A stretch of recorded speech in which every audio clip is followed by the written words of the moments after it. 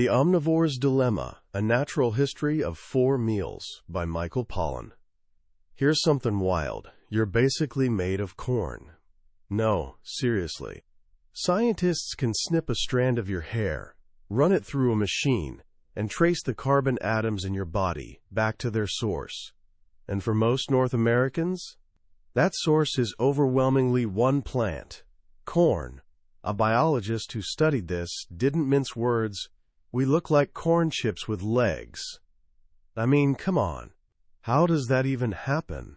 How did a tropical grass from Central America end up so completely taking over our lives that it's in our steak, our soda, and yes, even the batteries in your TV remote? This is the rabbit hole that Michael Pollan dives into with his game-changing book, The Omnivore's Dilemma. It became a massive bestseller and fundamentally shifted how millions of people think about their food. And it all starts with the most deceptively simple question imaginable. What should I have for dinner? Sounds easy, right? But here's the thing. As Pollan discovered, and as you're about to find out, this question has become absurdly, ridiculously complicated. We're living through what he calls a national eating disorder, where we actually need journalists and scientists to tell us what to eat. Think about that for a second. Today, we're going on a journey that'll blow the doors wide open on our food system. We're going to trace your meals all the way back to the dirt they came from. And I'm telling you right now, by the time we're done, you'll never look at your dinner plate the same way again. We're going to follow 3 completely different food chains. The massive industrial machine that feeds most of us, a gorgeous grass-based farm that shows us another path, and finally the oldest food chain of all, the one our ancestors lived on for millennia. This isn't just about summarizing a book. This is about understanding how we actually live. So buckle up and let's dive in. Our adventure begins in the most ordinary yet most baffling place imaginable, your typical American supermarket. Picture yourself walking through those automatic doors. You're hit with this gorgeous display of nature's abundance, shiny red apples, vibrant leafy greens, every imaginable color of fruit. It looks like a celebration of biodiversity, right? Like nature's greatest hits album. But here's the plot twist. It's basically theater. Michael Pollan decided to play detective. He grabbed a shopping cart and traced random items all the way back to where they actually came from.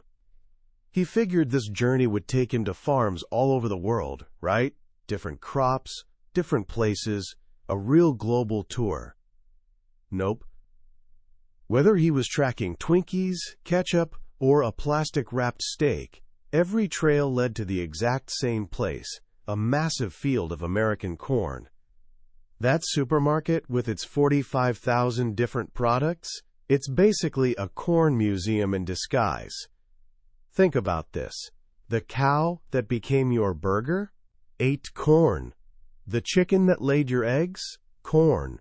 Even the farmed salmon on your plate is being trained to eat corn, which is bonkers if you think about it.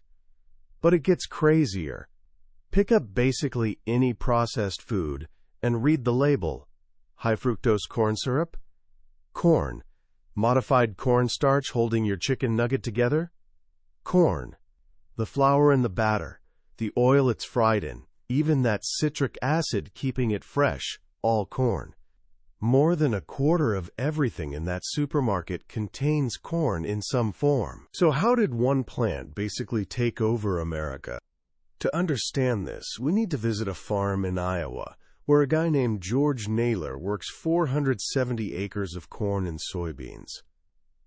His story is basically the story of modern agriculture in a nutshell. When his grandfather farmed this same land, it was this beautiful, diverse ecosystem. Hay, oats, cattle, pigs, chickens, all living together. The farm pretty much fed itself. Crops fed the animals. Animal manure fed the crops. The whole thing ran on sunlight. But George Naylor's farm today, it's a factory. 2 crops, corn and soybeans. That's it. What changed? After World War II, something huge happened. All those munitions plants that made explosives from ammonium nitrate suddenly needed a peacetime gig. Someone had a brilliant idea: chemical fertilizer. This was actually a turning point for humanity. Before this, the Earth could only support as much life as natural nitrogen would allow, from bacteria, lightning, that sort of thing. But this German chemist named Fritz Haber figured out how to yank nitrogen straight out of the air using massive pressure and heat, all powered by fossil fuels. Suddenly you didn't need to wait for nature, you could just buy fertility in a bag. We stopped eating sunshine and started eating oil. This chemical boost, combined with crazy productive hybrid corn, meant farmers could grow absolutely ridiculous amounts of corn, way more than anyone needed. And here's where it gets interesting. The government didn't step in to slow things down, they hit the gas pedal. Under a guy named Earl Butz in the 1970s, farm policy basically became, quote, grow as much corn as humanly possible. Instead of supporting farmers with decent prices, they started subsidizing every single bushel. This created a corn tsunami, a mountain of cheap calories. And here's the thing about nature: surpluses never last. Something always evolves to eat them. In this case, the entire modern food industry. And that brings us to the next stop on our tour, the feedlot. To really understand how corn becomes meat, Pollan did something pretty extraordinary. He bought his own steer. Calf number 534, born on this beautiful grassy ranch in South Dakota. For the first 6 months of his life, this little guy lived the dream. He grazed on prairie grasses, hung out with his mom, did cow things. Here's the beautiful part. Cows and grass are basically nature's perfect couple. A cow's stomach, this incredible 4-chambered fermentation tank called the rumen, is specifically designed to turn grass, which we can't digest, into high-quality protein. The cow fertilizes the grass feeds the cow. It's a solar-powered miracle. So why didn't steer 534 get to keep living this idyllic life? One word: speed. A grass-fed animal takes maybe 4 or 5 years to reach full size, but the industrial system? They can rocket a steer from 80 pounds to over 100 pounds in just 14 months. The secret fuel? Corn. At 6 months old, steer 534 got shipped to a feedlot in Kansas, a place the industry calls a concentrated animal feeding operation, or CAFO. Imagine a city made of cattle. Tens of thousands of animals crammed into pens, standing in an ocean of their own manure. Here's where things get dark. This animal, literally designed by millions of years of evolution to eat grass, is now forced to eat corn, and it makes him chronically sick. The corn turns his neutral rumen acidic, giving him constant heartburn. This leads to bloat, acidosis, liver abscesses. Between 15 and 30% of feedlot cattle have abscessed livers by the time they're slaughtered. The only reason this nightmare works is because the animals are pumped full of antibiotics around the clock, which, by the way, is helping create antibiotic-resistant superbugs. Great. But wait, it gets worse.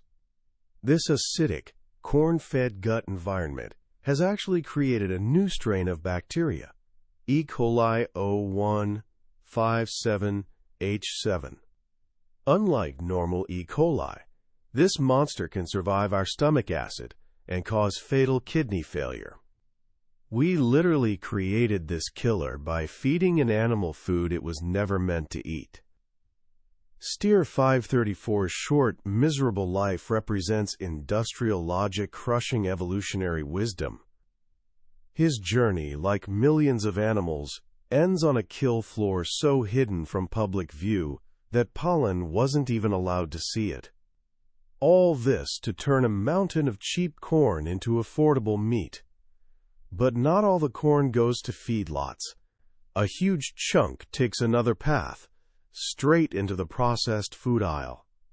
About a fifth of the corn harvest goes to these massive factories called wet mills. Think of a wet mill as industrial-scale digestion. It takes a corn kernel and, through this complex process of soaking, grinding, and spinning, breaks it down into basic building blocks. The germ becomes corn oil. The fiber becomes vitamins. But the real treasure is the endosperm, this huge starch packet. This starch is corn's superpower. Food chemists have learned to transform it into hundreds of different compounds. This is where we get everything from citric acid to ethanol to the crown jewel, high fructose corn syrup. In 1980, Coca-Cola started switching from sugar to the slightly cheaper high fructose corn syrup. By 1984, both Coke and Pepsi had made the switch. Now, you'd think they'd just swap one sweetener for another and call it a day, right? Wrong. The price of sweetener crashed. And what did the soda companies do? They supersized everything. The logic was genius, in a diabolical way. Since the raw material was now dirt cheap, they could sell way bigger portions for just pennies more. The 8-ounce bottle became 20 ounces, then 32, then the absolutely bonkers 64-ounce big gulp. We went from sipping soda to practically bathing in it. And this cheap corn sweetener snuck into everything: ketchup, bread, hot dogs, salad dressing. This flood of cheap corn calories is a huge reason we're facing an obesity epidemic. Since the 1970s, American farmers have produced 500 extra calories per person per day, and we're eating about 200 of them. Our bodies, designed for a world where food was scarce, are hardwired to feast whenever possible. In a world of 24/7 McDonald's, that ancient survival instinct has become our worst enemy. The industrial food chain reaches its peak when Pollan shares a meal with his wife and son at McDonald's, eaten in a moving car. Cheeseburger, chicken McNuggets, fries, large Coke. Looks like variety, right? Beef, chicken, potatoes.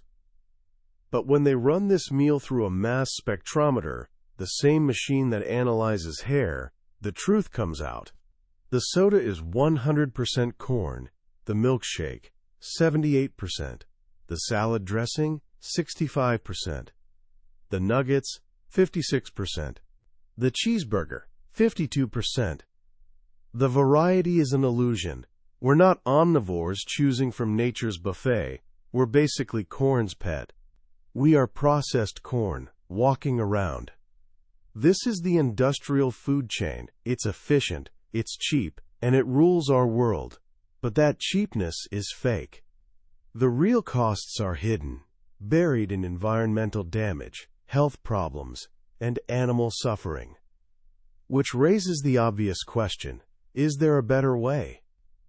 To find out, we leave the flat black earth of Iowa and head to the rolling green hills of Virginia's Shenandoah Valley, to a place called Polyface Farm.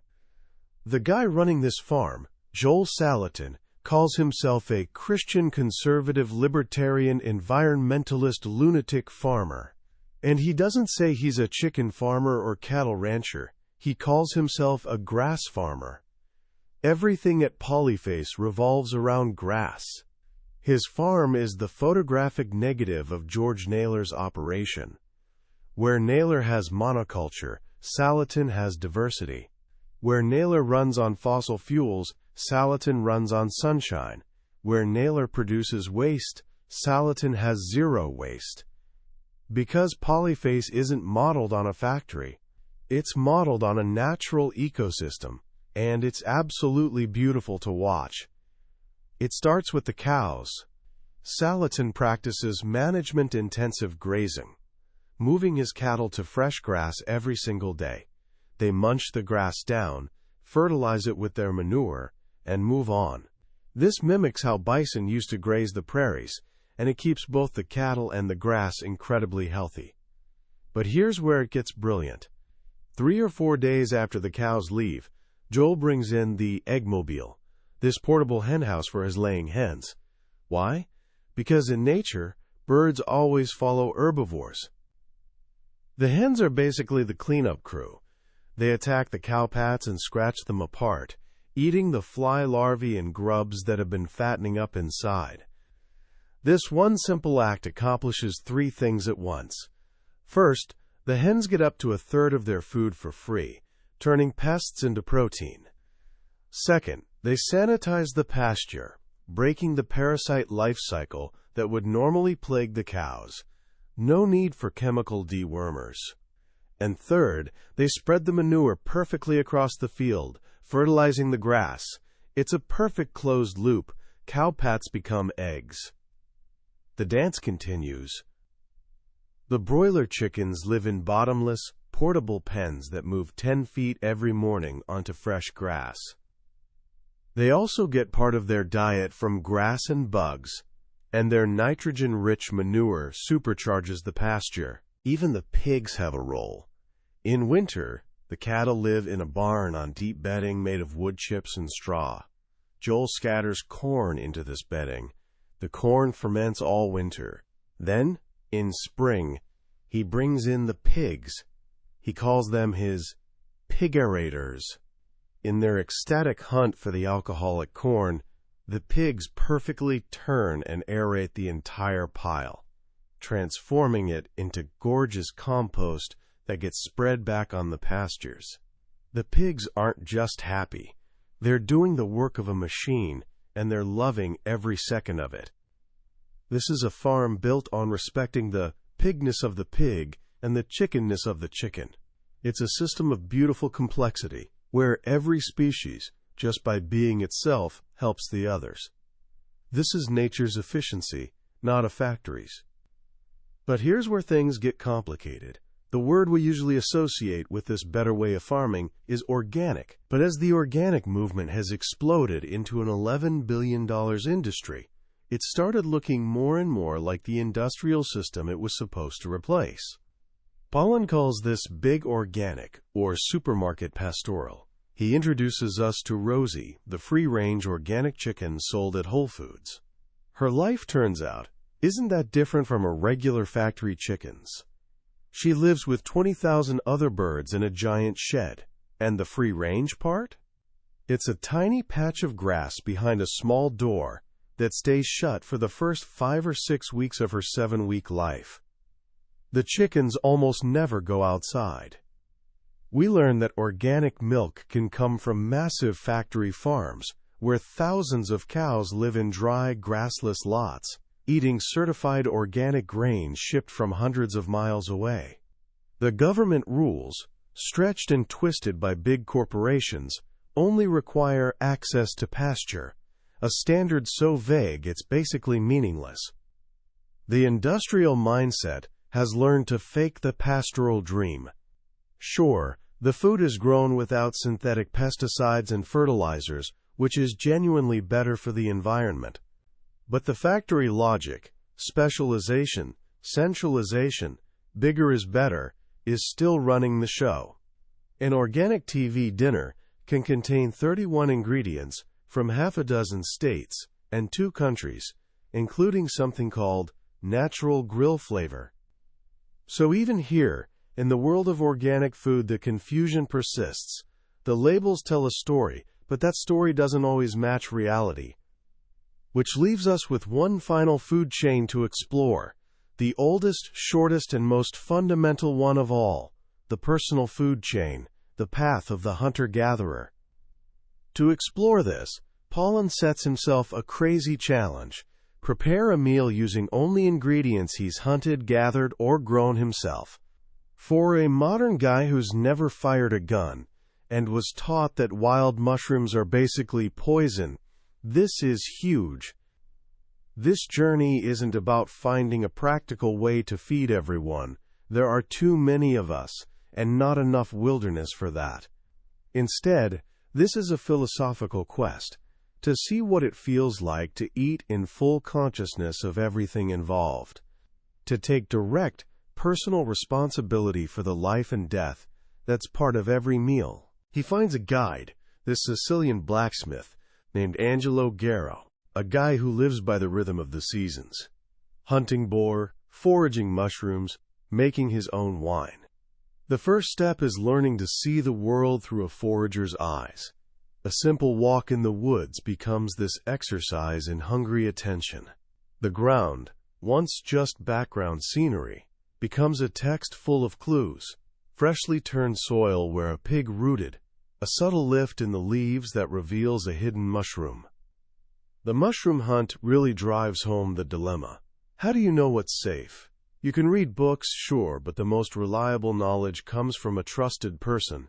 He only ate his first wild chanterelle after Angelo, his guide, handed it to him. Trust, community, shared experience. These are humanity's oldest tools for figuring out what not to eat. But the heart of this quest is the hunt. He decides to hunt a wild pig, a feral animal considered a pest in California. The experience changes him. Walking through the forest with a rifle, his senses become incredibly sharp. The world gets louder and brighter. He describes feeling utterly present, almost like meditation, as if his brain chemistry has shifted to match his hunter-gatherer ancestors. After one failed attempt where he freezes up, he finally gets his shot. The moment of the kill is this chaotic explosion of adrenaline and emotion. He feels pride, relief, even gratitude, not remorse, which surprises him. But that feeling gets complicated fast. The process of dressing the animal, turning a living creature into meat, is messy and hard. He's confronted with the reality of the pig, its internal organs looking so much like his own. This triggers this deep, primal disgust, another one of the omnivore's ancient safety mechanisms. Later, someone sends him a photo of himself kneeling behind the dead animal with this huge, proud grin on his face. The image shocks him. It seems wrong. He's actually ashamed of his own joy. This, he realizes, is the hunter's burden. It's an experience that's both thrilling and shameful, beautiful and brutal. It's not easy or simple, and that's exactly its value. It forces you to confront the reality of eating meat head-on, without the comfortable distance that shrink wrap provides. Finally, all the elements come together. The wild pig, morels from a burned forest in the Sierras, fava beans and lettuce from his garden, wild yeast captured from the air for bread, cherries gathered from a neighbor's overhanging tree. He invites his guides, Angelo and the others who helped him, to the table. This is the perfect meal. Not because the food was flawless, but because every single ingredient had a story, and every story could be told in the first person, by someone sitting right there. This meal was perfectly transparent. He knew exactly where it came from, how it lived and died, and what it truly cost, in effort, energy, and life. It was a meal fully paid for, with no hidden debts to the environment or the future. Sitting at that table, sharing stories and food so deeply connected to the world around them, the meal became more than food. It became a ritual, a way of saying grace without words. And right there, the journey comes full circle. The original question, what should we have for dinner, was never about finding one right answer. It was about recovering the connections that the industrial food system worked so hard to make us forget. Whether we're eating a fast food burger made of corn, a pastured chicken raised on grass, or a wild pig from the forest, we're eating the body of the world. The omnivore's dilemma isn't a problem with a single solution. It's a relationship to be managed, and Pollan suggests that relationships should be built on knowledge, respect, and gratitude. So what do we actually take away from this wild ride? For me, the most powerful lesson in the omnivore's dilemma isn't that one food chain is good and another is evil. It's that our food choices aren't just personal. They have real consequences that ripple out into the world, shaping landscapes, communities, our health, and the lives of other species. This book is a wake-up call that we've been systematically taught to be ignorant about our food. The industrial food chain thrives on keeping us in the dark. It literally puts up walls around feedlots and slaughterhouses so we don't have to look. It replaces stories with barcodes and relationships with price tags. And in that ignorance, we become part of a system that's often destructive, unhealthy, and inhumane. But here's the hopeful part. The book shows us there are other ways. That image of Joel Salatin's farm, that gorgeous, complex dance of animals and grass, is proof of what agriculture could be, a system that heals the land instead of destroying it. It reminds us that nature's logic, based on diversity and cooperation, can be way more efficient and resilient than the brittle, simplified logic of a factory. And that final journey, the hunt for the perfect meal, teaches us the deepest lesson, what it feels like to be fully accountable for what we eat. Most of us will never hunt our own boar or forage for mushrooms, and that's fine, that's not the point. The point is to understand what's at stake, to remember that every meal has a history, and we're part of that history. So how can you actually use this in your own life? It doesn't require some radical overnight transformation. It starts with a simple shift in awareness. First, just look. Next time you're at the supermarket, grab something you buy all the time, cereal, sauce, whatever, and actually read the ingredients. See if you can spot the corn. Ask yourself, where did this come from? That one little act of curiosity is your first step out of ignorance. Second, connect. If you can, visit a local farmer's market. You don't even have to buy anything. Just walk around. Pick one farmer and ask them a question. How do you grow your tomatoes? Or what do your chickens eat? That one small human connection starts rebuilding the trust that the industrial system has shattered. And third, participate. Try cooking one meal this week completely from scratch. Not from a box or can, but from whole, actual ingredients. It doesn't have to be fancy, but the simple act of transforming raw ingredients into a meal reminds you that you're not just a passive consumer. You're a creator. You're a participant in the great chain of life. Ultimately, this book is a call to wake up. It teaches us that eating is an agricultural act, and a political one too. Every dollar you spend on food is a vote for the kind of world you want to live in. Do you want to vote for monoculture and pollution, or for diversity, health, and respect for nature? The choice is ours, 3 times a day. That was a summary of The Omnivore's Dilemma by Michael Pollan. We've explored the main highways of our food system, but honestly, a summary can only take you so far. The real magic of this book happens when you read it yourself. It's in those quiet moments of reflection, when one of Pollan's beautifully told stories or a simple, profound observation makes you stop and see your own life differently. This summary is here to help you decide if this book deserves your time and attention. If anything we've talked about today sparked your curiosity, I genuinely encourage you to grab a copy. Reading it isn't just about learning facts. It's an experience that can honestly change your relationship with the food you eat and the world you live in. Also, if you found this summary valuable and it gave you a new perspective, please show your support by hitting that like button and subscribing to the channel. That way, you won't miss our next journey into another life-changing book. Let's keep exploring these powerful ideas and growing together.